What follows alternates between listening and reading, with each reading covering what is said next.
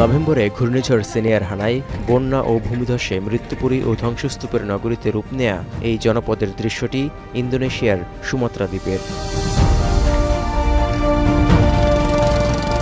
প্রাকৃতিক দুর্যোগের আগ্রাসী হানায় নিখোঁজ স্ত্রীকে খুঁজে পেতে এভাবেই পাগলের মতো ছোটাছুটি করছেন 57 বছর বয়সী বাসিন্দা আব্দুল গনি।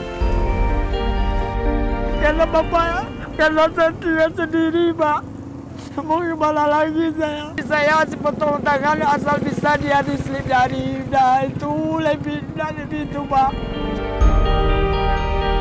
প্রিয়জনদের মৃত্যু ও নিখোঁজ স্বজনদের সন্ধানে ইন্দোনেশিয়ার সুমাত্রা জুড়েই বিরাজ করছে শোকাবহ পরিবেশ।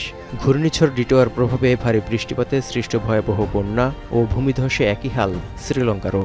থাইল্যান্ড, মালয়েশিয়া, ফিলিপিন্স ও ভিয়েতনামও ধুঁকছে, দীর্ঘ হচ্ছে মৃত্যুর মিছিল। শুধু ইন্দোনেশিয়া ও শ্রীলঙ্কায় ক্ষতিগ্রস্ত জনসংখ্যা বেড়ে প্রায় 30 লাখে দাঁড়িয়েছে। জীবন যুদ্ধে নতুন করে ঘুরে দাঁড়াতে একেবারে খালি হাতে শুরু করার চেষ্টা করছেন অনেকেই।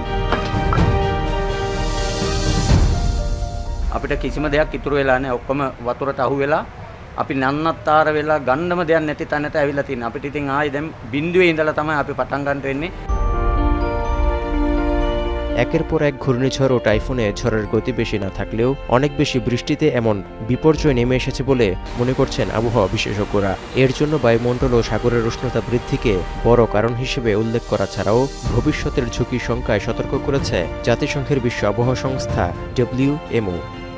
Rising temperatures increase the potential risk of more extreme rainfall events because a warmer atmosphere holds more moisture. That's the law of physics. So we are seeing more extreme rainfall and we will continue to do so in the future.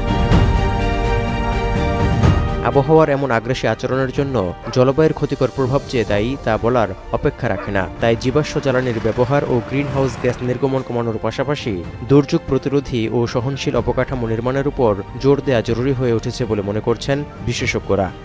Climate change can be definitely linked to the path and the intensity of the storm and more of the consequence of the storm. So we know that system weather radar that can track and then to have the infrastructure on the ground that can support more rain.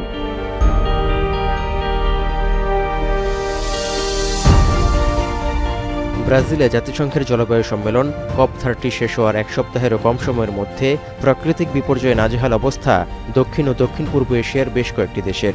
এমন পরিস্থিতিতে জলবায়ুর প্রভাবে ক্ষতিগ্রস্ত দেশগুলোর জন্য ঋণ নয়, অনুদানের অর্থ সহায়তা নিশ্চিতে ধনী দেশগুলোর উপর চাপ বাড়ানো জরুরি হয়ে পড়েছে বলে মত পরিবেশবাদীদের।